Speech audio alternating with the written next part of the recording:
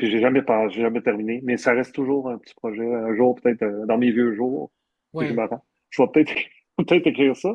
Sinon, en attendant, un projet que j'ai à plus court terme, ben, c'est d'écrire un prochain spectacle. Je pense commencer à l'écrire à partir de décembre 2023, puis tout De- 2025, puis le présenter en Tu veux 26 dire peut-être. décembre 2024, là, parce que Ouais, commencer à c'est ça. l'écrire en décembre 2024, C'est puis pas- Parce que peut-être. 2023, c'est déjà passé Non, c'est ça. presque. Non. Puis le sortir en 2026. OK. Ah, Ouais. ben Donc, c'est génial. Donc, tu es vraiment polyvalent comme artiste, humoriste, acteur, auteur, comédien, producteur. On a parlé de la télé, du cinéma, de la scène. Et aussi pièces de théâtre. Tu as joué dans des pièces de ouais. théâtre, c'est ça? Lesquelles tu as joué dans quelles pièces de théâtre? Ben, j'ai joué dans une comédie musicale qui s'appelle Les Sept, qui a été écrit par Sylvain Cossette, le OK, chanteur, oui. et André Ducharme, l'humoriste. Donc, ça aussi, ça a été quelque chose d'inusité, tu sais, parce que c'est improbable que je joue dans une comédie musicale de cette ampleur-là. C'était une Oui. grosse production au Théâtre Saint-Denis. Mais il y avait besoin d'un personnage assez grand avec une dégaine un peu désarticulée.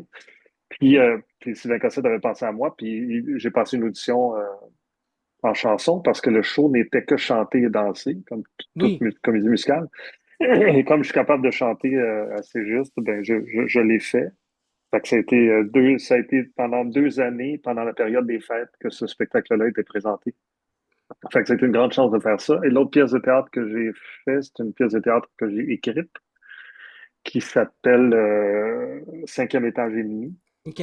Ça raconte l'histoire d'un homme qui travaille en publicité, qui est très imbu de lui-même, méprisant, mais qui s'en va à un gros meeting et qui reste coincé entre le cinquième et le sixième étage dans l'ascenseur. Et le personnage s'auto-détruit pendant 1 heure et quart en parlant avec le gardien de sécurité. Il se rend compte à quel point il est une merde finalement. Il s'auto-détruit complètement pendant l'heure et quart.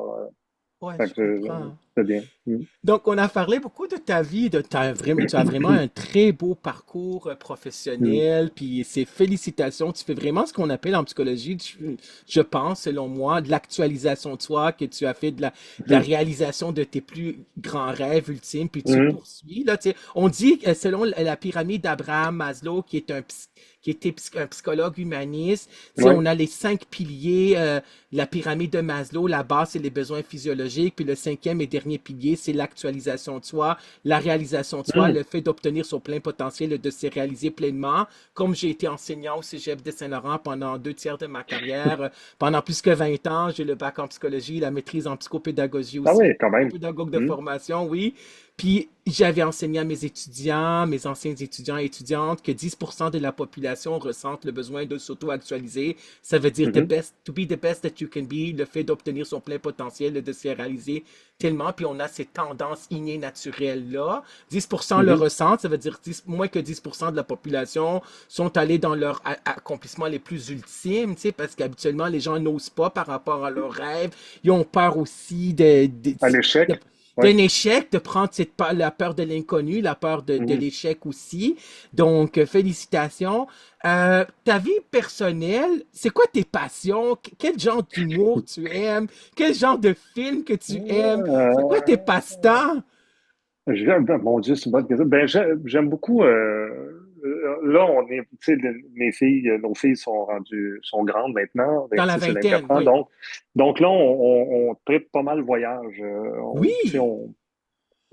en tout cas, comme là, quand j'ai été jouer en France, Gaël est venu avec moi, puis après, on a fait un petit tour en Italie pendant 10 jours pour voyager, puis on se demande déjà les voyages de l'an prochain. Tu sais, ça devient comme un projet commun qu'on aime bien faire. Tu sais. Sinon, dans la vie en général, j'aime jouer à des jeux de société beaucoup.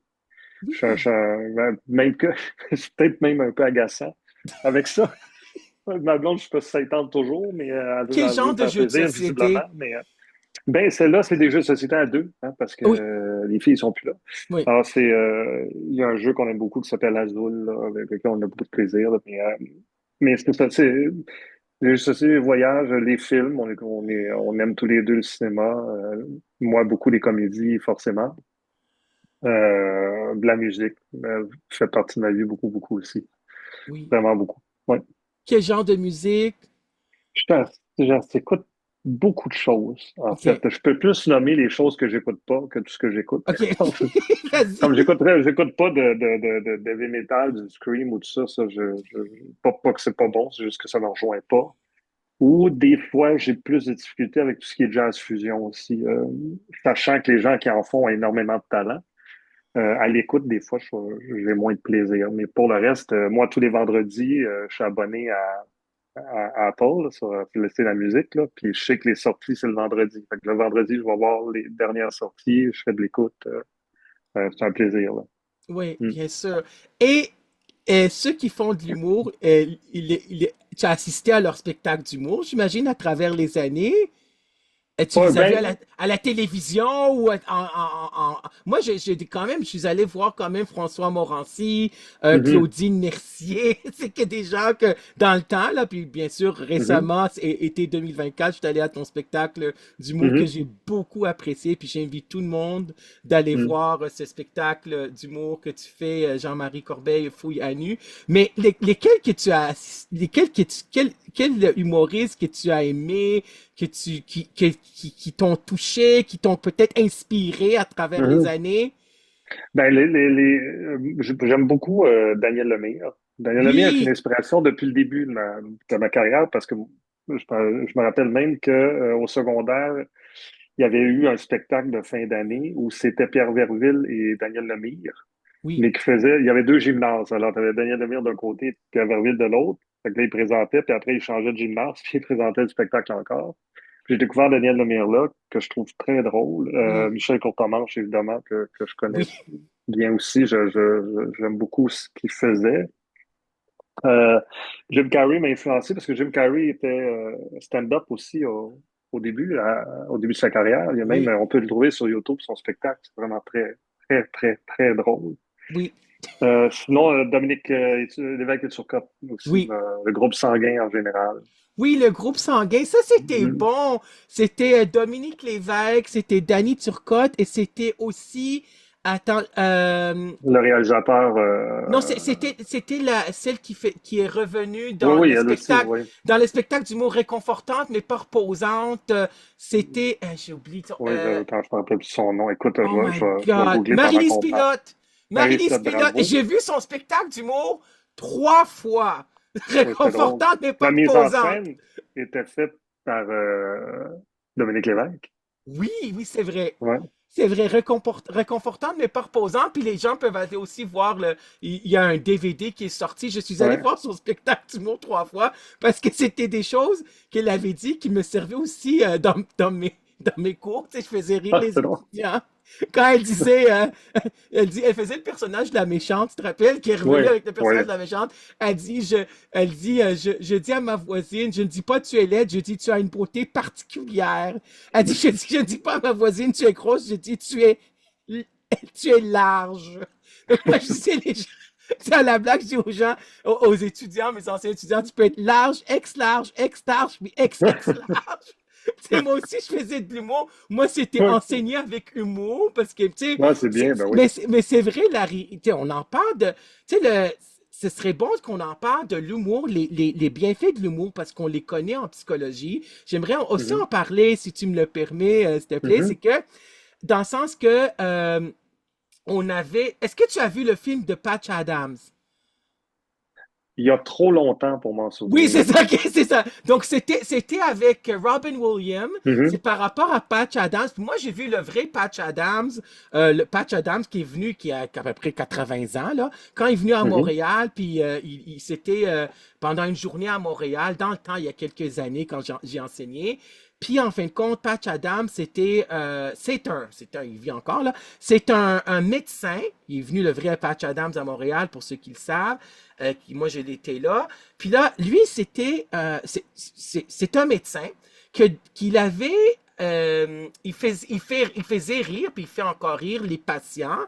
Et 80%, il y a eu une amélioration de 80% de leur état de santé physique. Ah oui, hein? On n'en Oui, doute pas. oui, Ouais. c'est ça, 40% Mm. d'amélioration par rapport à ses patients. Donc, Patch Adams, j'ai aussi le DVD. J'ai acheté le DVD de cette journée-là, puis aussi un autre DVD. C'est un médecin encore qui a 80 ans, qui est encore pratiquant. Et il y avait aussi celle qui avait engagé des clowns dans les CHSLD, Marguerite Blais. Oui. Et oui, et là, j'ai parlé avec Marguerite Blais parce qu'elle a écrit un livre quand son conjoint est décédé, puis je l'ai vu au Salon du Livre. Puis là, j'ai lui parlé 2, 3 minutes au Salon du Livre. Ça me fait toujours plaisir de parler avec les gens, des personnalités publiques au Salon du Livre, parce qu'elle a été critiquée quand elle a engagé des clowns, hein. Dans les Mhm. CHSCT, les gens ont dit pourquoi elle a engagé des Ouais. clowns. Il y avait même une caricature, ce qu'on ne devrait pas faire, avec son nez de clown en rouge, là, dans le sens qu'elle pensait qu'elle aurait dû engager des psychologues. Je lui ai dit à Marguerite Blé au Salon du Livre de Montréal il y a quelques années, mais moi j'ai entendu de bouche à oreille, parce que moi je suis en contact aussi avec des psychologues, je suis dans le milieu aussi, Mhm. là, il y avait un ancien psychologue qui m'avait dit qu'elle s'est basée sur les études en psychologie qui ont dit par rapport à Patch Adams qu'il y avait une amélioration de ses patients, de leur état de santé de 40%. J'ai dit, tu t'es basé sur cette étude-là, sur ces études-là, par rapport à Patch Adams pour engager des clowns. Puis là, il m'avait dit, oui. Donc, c'est vrai que, donc Non, toi, est-ce que tu crois aussi au bienfait de faire rire les gens, que ça fait en sorte oui. que c'est bon pour la santé mentale, c'est bon pour la santé de façon générale? Parce que, Mhm. tu sais, on dit aussi mieux vaut en rire qu'en pleurer, hein? Mhm. Oui, puis les moments où on rit, on pense pas à nos problèmes. C'est vrai, Ça ça, arrive pas. hein? On oublie. Je trouve c'est curieux d'ailleurs comme phénomène, mais quand on a un fou rire ou qu'on est dans un spectacle d'humour, rarement